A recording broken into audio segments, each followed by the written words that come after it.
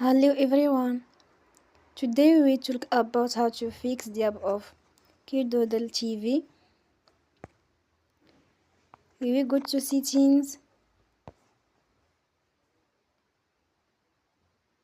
Then we click on apps. After that you will search the app KidooDleTv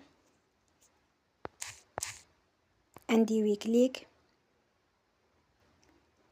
Then you will on for stop. After that you will go to storage. Then we click on clear cache. You will go to Play Store and you will update your app. Don't forget to support us by like and subscribe.